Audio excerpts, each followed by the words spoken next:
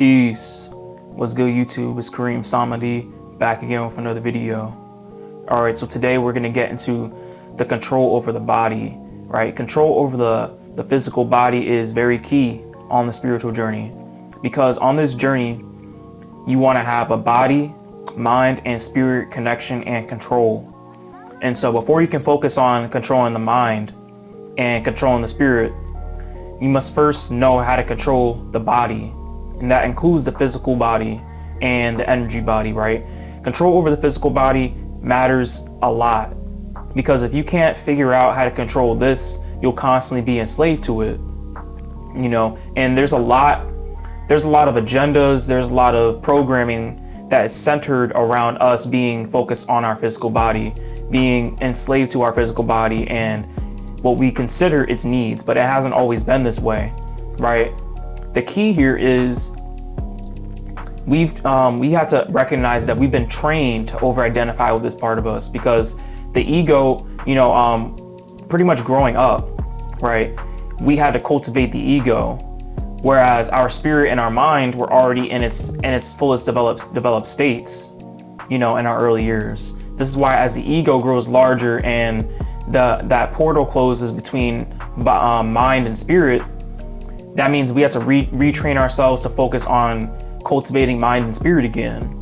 But now the dynamic has changed to where all three are out of balance for us, right? And so because we've been trained to identify so heavily with the ego, mind control and spirit seem unnatural to us. That's why it seems like it's for a lot of people who are less in tune with themselves, it seems like spirit and mind control are just out of their reach, or it doesn't seem realistic to them, simply because of the fact that they're so heavily identified with the ego, so heavily identified with the physical body, and this is also the same misunderstanding that Western modern science has in comparison to Eastern sciences, in comparison to other civilizations that still hang on to spiritual sciences, right? Western science doesn't really recognize spirit, simply because of the fact that it doesn't understand spirit, because it's such a new thing, and it's being cultivated by people who don't know and understand spirit.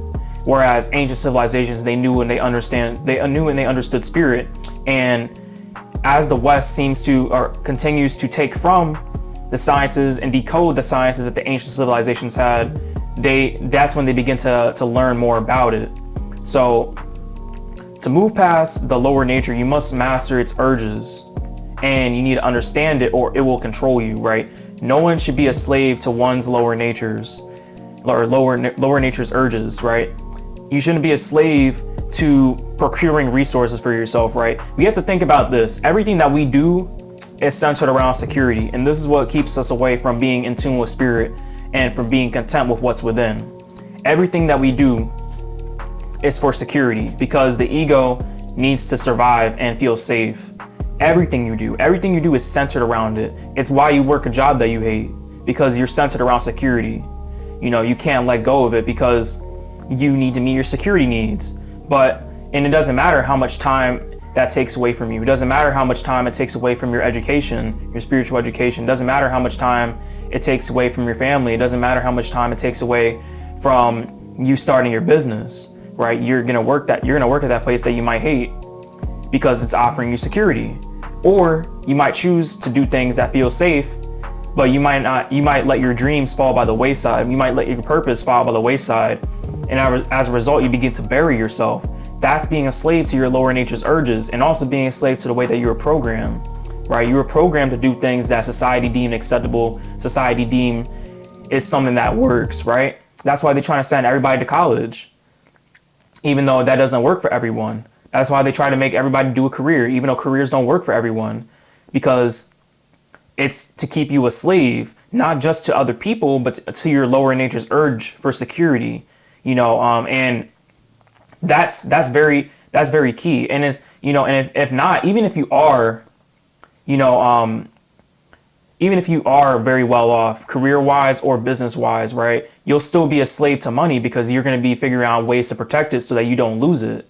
And you could become very imbalanced in this way, because you could develop more anxieties because of the law of rhythm, right? And so that's still an example of being a slave to your lower nature's urges. Just because you have an abundance doesn't mean you're not going to suffer in different ways, and just because you have a lack doesn't mean that you aren't going to suffer in other ways, right? So basically, being a slave to your lower nature's urge for resources, urge for safety and security, is keeping you from spirit, simply because of the fact that spirit has everything, right?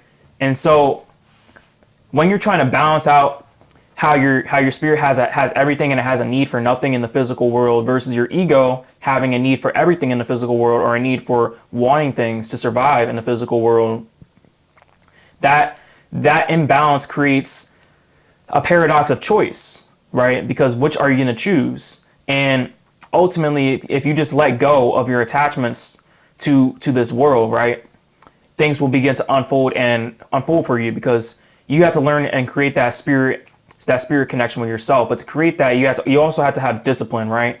And when it comes to disciplining your lower nature's urge for resources, we really have to understand that there's going to be things are going to come to us, and right, we want to iron out these issues, because if we don't, obviously the lower nature is going to be very focused on it. It's going to get in the way. It's very important to give the ego its bottle, or give the baby its bottle, so that it can actually get out of your way, so that it's not in the way, right? But it's also, what we also need to understand is that we shouldn't be so enslaved and so hustle oriented when it comes to this, right? Because that can actually keep us from spirit, because we'll be so focused on the physical rather than be focusing on spiritual stuff.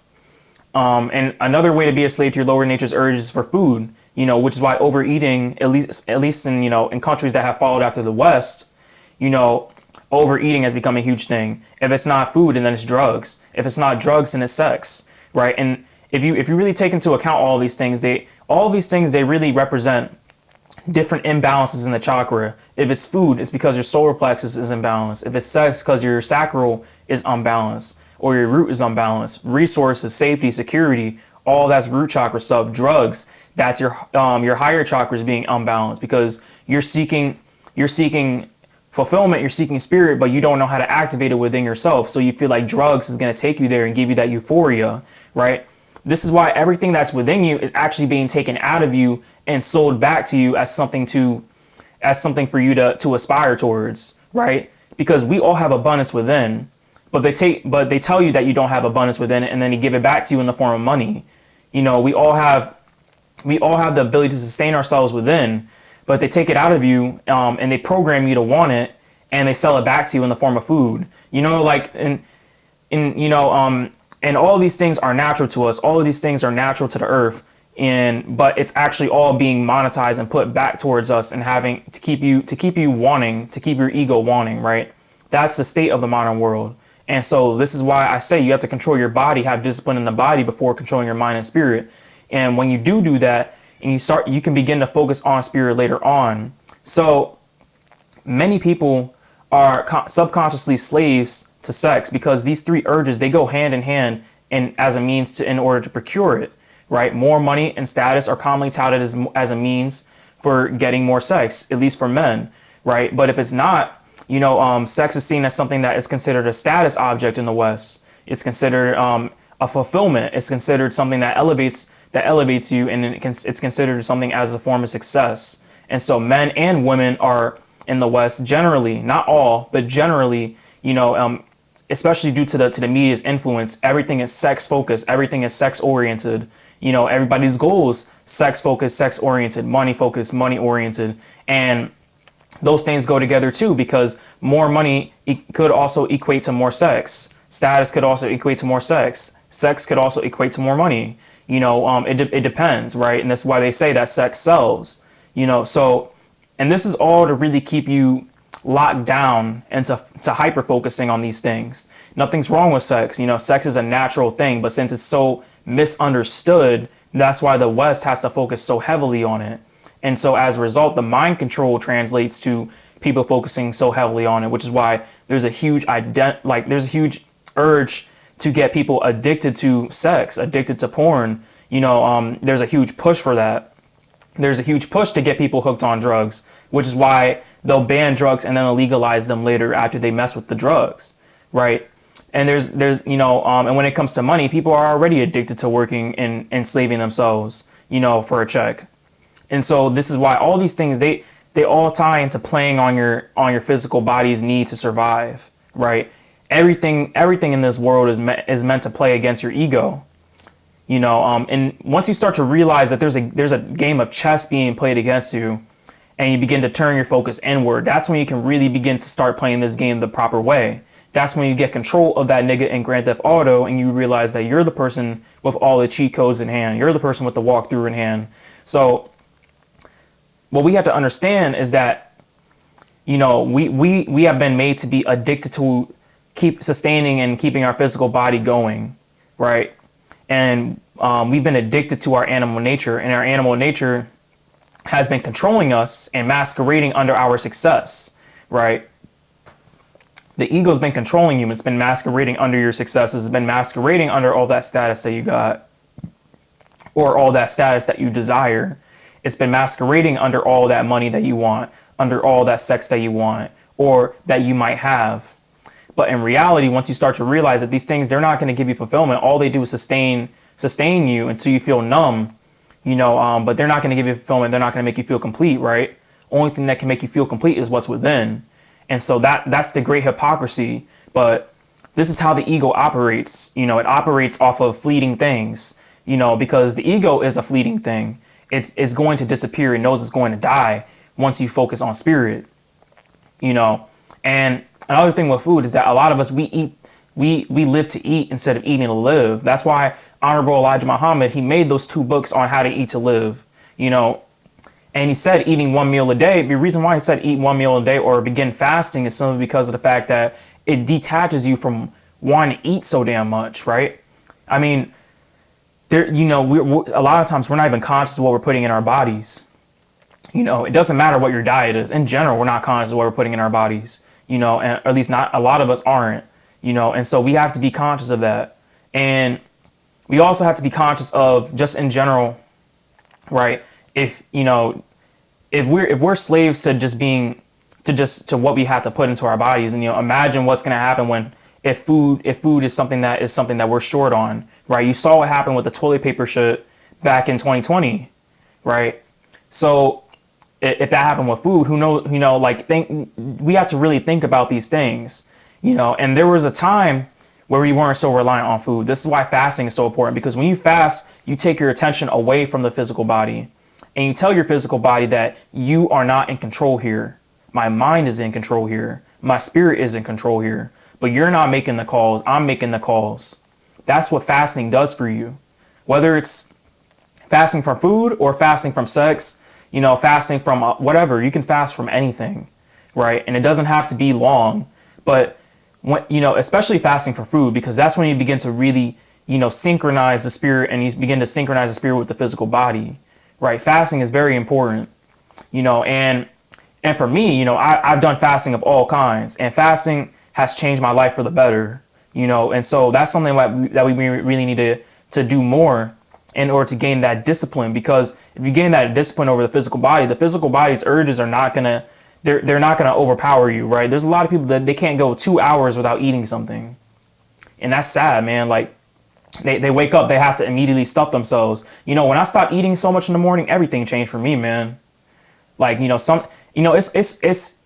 is why, some people, they naturally skip breakfast simply because of the fact that you're just doing too much, and this is why people, they end up with all these type of diseases, man, dying early and, around 50, 60, because, all they do is just stuff themselves with food, and a lot of times, people don't properly clean themselves out. It gets stuck in their colon, it gets stuck in their intestines, and you never know unless you either cleanse your body, and clean those pipes. But that's not a common thing, to cleanse your body, clean those pipes. And so that's something that we really need to all be aware of, right? So definitely fast, because you got to give your body time to recover, and you also have to give your spirit some time to really balance out that dichotomy. Right?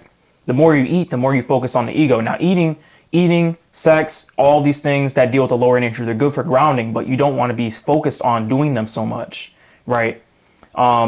Especially if you're not transmuting that energy, right? especially with sex. If we're not transmuting the energy properly, we're actually wasting our ki. And so, not to say don't indulge in sex. Obviously, sex is a great thing, but we have to educate ourselves on how to use our sexual energy too, instead of just using it for pleasure. Because if you use it for pleasure, then it becomes a vice over time. It becomes a carnal desire over time. See, that's the difference between someone who's mastered their body versus someone who knows about their body, but the master is somewhere else controlling that, somewhere else dictating that. That's the difference. And so you learn about that difference. You gain that control over discipline and different types of fasting and education over it, right? That's how we do it. And so resources, right? Money, success, social status is also heavily emphasized as a measure of your self-worth. And this is why the solar plexus, for a lot of people gets imbalanced, because their self-worth is tied to things outside of them. Not just the solar plexus, but also the all three lower chakras. Your self-worth and your security is tied to things that are outside of you. And so if all that's removed, then you basically die. The ego attaches so heavily to these things. This is why there's such a huge push towards people getting social status, and this is why I say, when it comes to social status, you want to let go of that, because what's the point of having people know you if you don't even know yourself? That's crazy. And so and there's nothing wrong with social status, but if, knowing yourself is more important than having other people know and recognize you for what you do, right? Or know and recognize you for how you look. And that's none of that measures your self-worth. You determine your self-worth. You don't need anyone's validation outside of yourself. So you have to validate yourself. You have to learn how to generate these things within. This is why I say discipline the body before you learn to control your mind and spirit, because it's very key, right?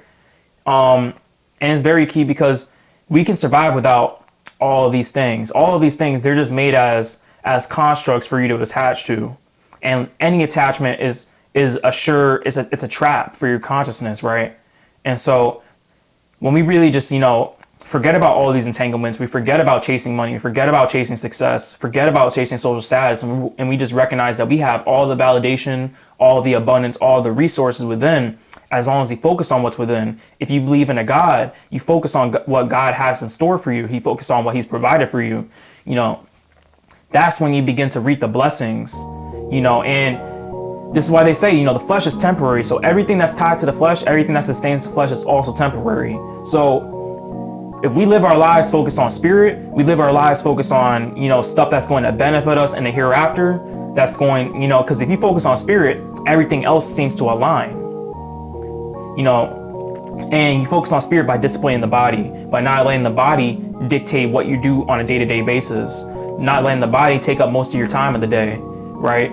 You discipline the body by making it do things it's uncomfortable with, getting it into shape so that, your body's not keeping you held down, right? There's a lot of people 500 pounds can't even get out of bed, and that's a result of focusing on their body too much, focusing on their lower urges too much. They knew at 250 pounds that they were going to be fat, or that something was wrong.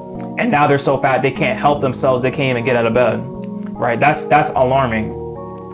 And so and it's just stuff like that. Halfway through that something's going wrong. And so until you make that discipline, that's when you start to rewire the brain. That's when you start to rewire where the body's going. So this is why I say, controlling the body, you want to take care of yourself. Take care of yourself. Make sure you practice fasting, intermittent fasting, every now and then. It doesn't have to be all the time. I practice it a good amount of the time just because I know it's great for me, but you don't have to do that. You can do it for a few days.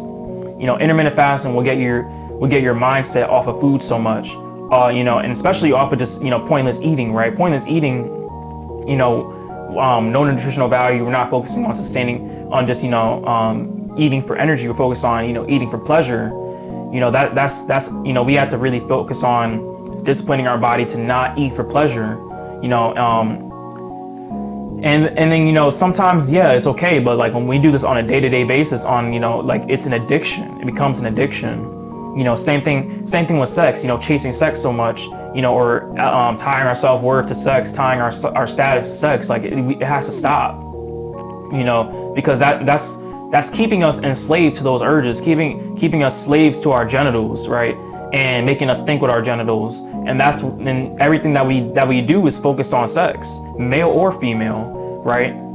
And so we have to find a certain discipline and sexual education and understanding, of what we're doing, of what that really means, what that's doing between two people, right? We have to understand that. And so that's why I recommend Mantak Chia's books too, because it gives you a perspective on that as well. And really in general, we want to educate ourselves spiritually about making those connections. And this is just all to say, focus on spirit, and just discipline the body. Fasting is very important. Fasting from your impulses, fasting from your urges, fasting from everything that plays on your dopamine, honestly, very key, because you have a real life going on a day-to-day basis that you're missing out, being stuck on technology so much, being stuck on chasing your urges so much, right? We have a real life that we're not focused on. And we have an inner world, right? A spirit that needs attending to. We have a mind to control, but we're not really focused on it because we're so focused on what feels good, what looks good, what tastes good, and that's keeping us slaves to our lower nature. And so those are just some ways, and just my perspective on why you need to control your body, especially before learning how to control your mind and spirit. Because if you don't learn how to control your body, you don't discipline the body, it's going to get in the way. Before you can even learn how to control your subconscious mind, it's going to get in the way before you learn how to control the spirit body. So that's very key. So those are just some of my thoughts. I hope it inspired you guys, and I hope it resonated so that you guys can look into it more yourselves and really see and really begin to, look into some of these practices. I wish you all luck in your journey, and peace.